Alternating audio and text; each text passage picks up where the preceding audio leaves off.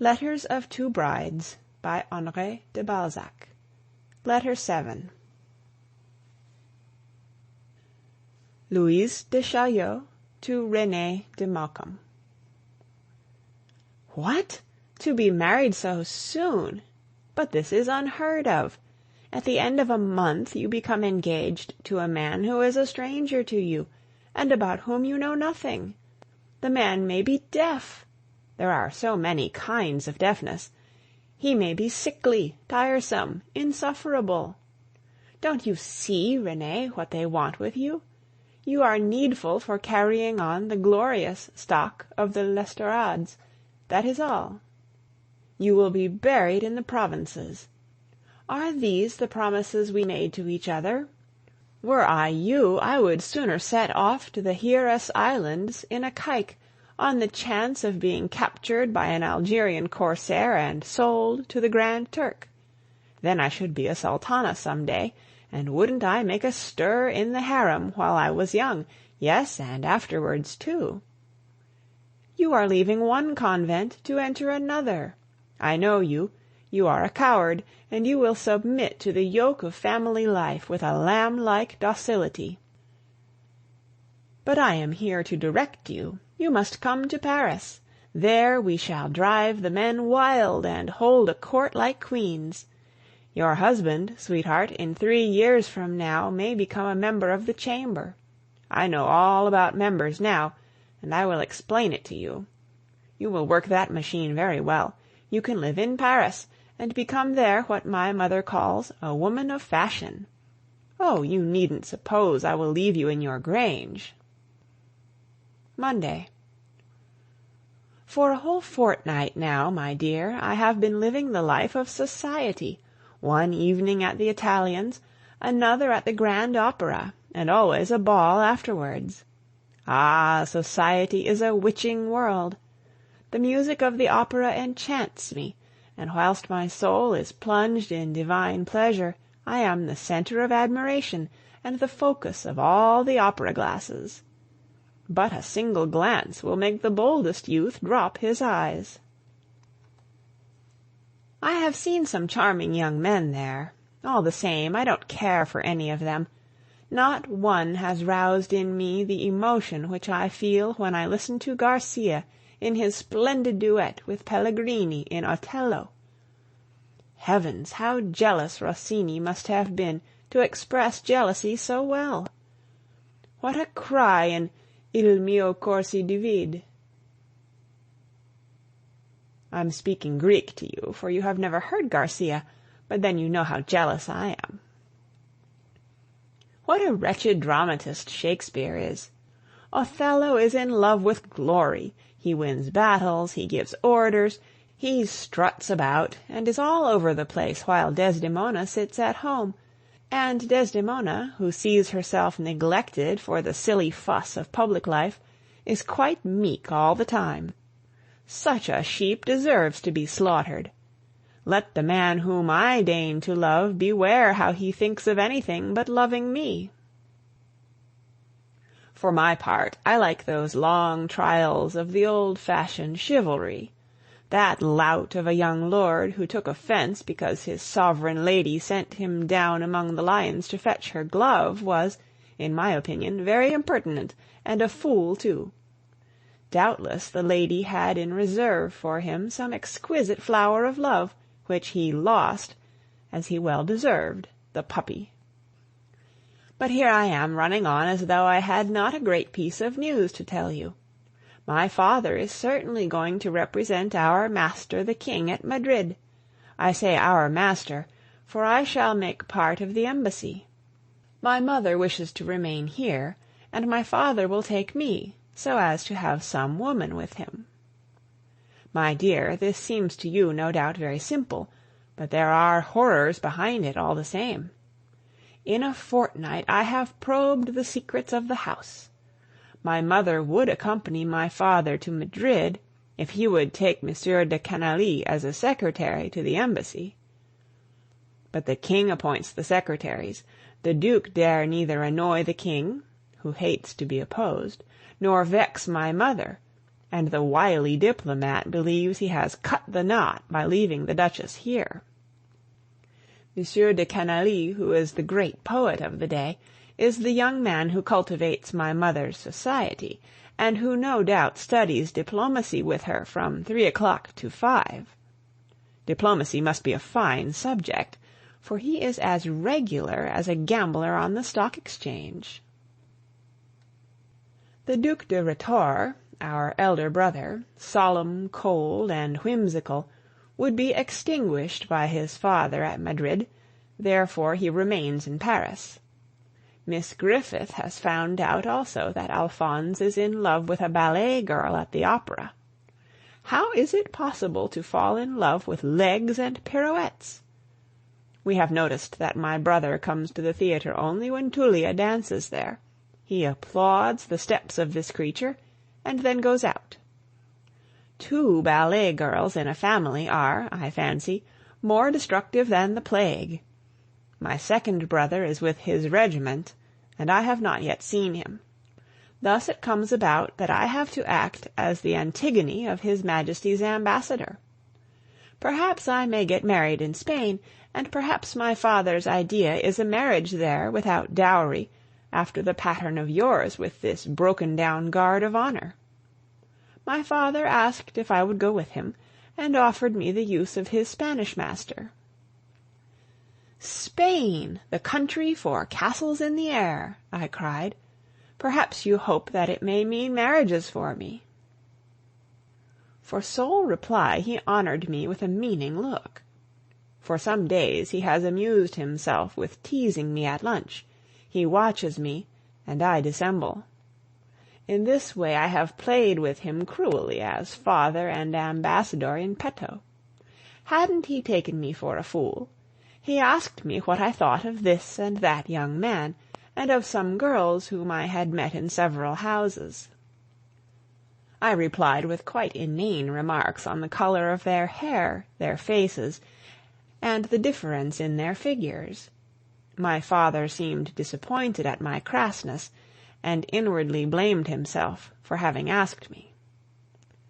"Still, father," I added, "don't suppose I am saying what I really think. Mother made me afraid the other day that I had spoken more frankly than I ought of my impressions." "With your family you can speak quite freely," my mother replied. "Very well, then," I went on. "The young men I have met so far strike me as too self-centered to excite interest in others. They are much more taken up with themselves than with their company. They can't be accused of lack of candor at any rate. They put on a certain expression to talk to us, and drop it again in a moment, apparently satisfied that we don't use our eyes. The man as he converses is the lover. Silent, he is the husband. The girls, again, are so artificial that it is impossible to know what they really are, except from the way they dance.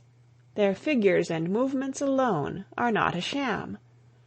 But what has alarmed me most in this fashionable society is its brutality. The little incidents which take place when supper is announced give one some idea, to compare small things with great, of what a popular rising might be. Courtesy is only a thin veneer on the general selfishness. I imagined society very different. Women count for little in it. That may perhaps be a survival of Bonapartist ideas. "Armand is coming on extraordinarily," said my mother. "Mother, did you think I should never get beyond asking to see Madame de Stael?" My father smiled and rose from the table. Saturday. My dear, I have left one thing out. Here is the tidbit I have reserved for you. The love which we pictured must be extremely well hidden. I have seen not a trace of it. True, I have caught in drawing-rooms now and again a quick exchange of glances, but how colourless it all is! Love, as we imagined it, a world of wonders, of glorious dreams, of charming realities, of sorrows that waken sympathy, and smiles that make sunshine, does not exist. The bewitching words, the constant interchange of happiness, the misery of absence, the flood of joy at the presence of the beloved one, where are they? What soil produces these radiant flowers of the soul? Which is wrong, we or the world? I have already seen hundreds of men, young and middle-aged. Not one has stirred the least feeling in me. No proof of admiration and devotion on their part, not even a sword drawn in my behalf, would have moved me. Love, dear, is the product of such rare conditions that it is quite possible to live a lifetime without coming across the being on whom nature has bestowed the power of making one's happiness. The thought is enough to make one shudder, for if this being is found too late, what then? For some days I have begun to tremble when I think of the destiny of women, and to understand why so many wear a sad face beneath the flush brought by the unnatural excitement of social dissipation. Marriage is a mere matter of chance. Look at yours. A storm of wild thoughts has passed over my mind.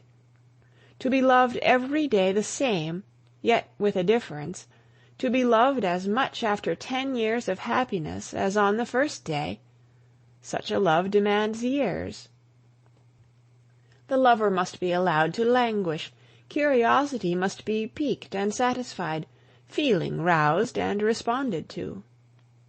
Is there, then, a law for the inner fruits of the heart, as there is for the visible fruits of nature?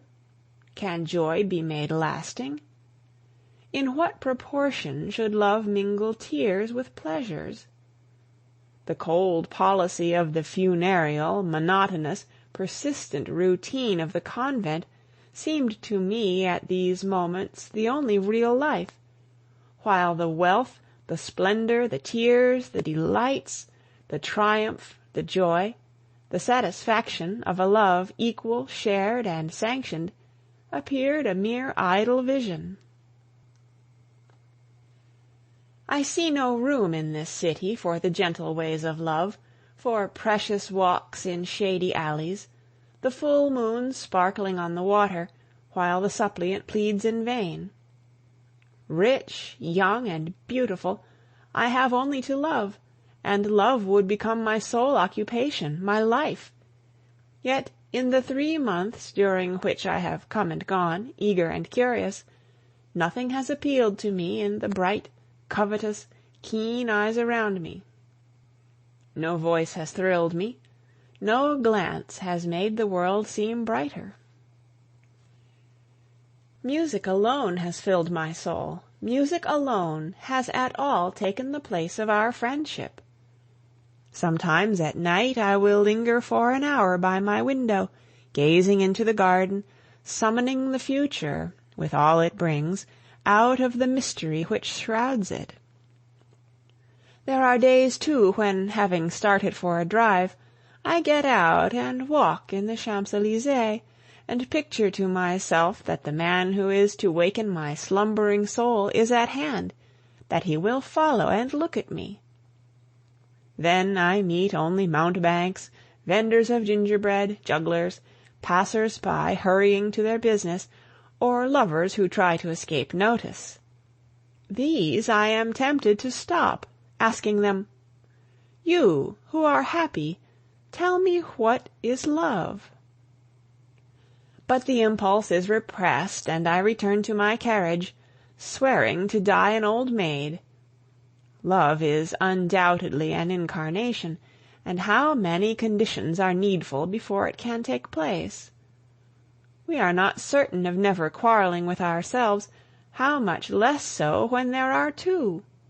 This is a problem which God alone can solve. I begin to think that I shall return to the convent. If I remain in society, I shall do things which will look like follies, for I cannot possibly reconcile myself to what I see. I am perpetually wounded either in my sense of delicacy, my inner principles, or my secret thoughts. Ah, my mother is the happiest of women, adored as she is by Canalis, her great little man. My love, do you know I am seized sometimes with a horrible craving to know what goes on between my mother and that young man?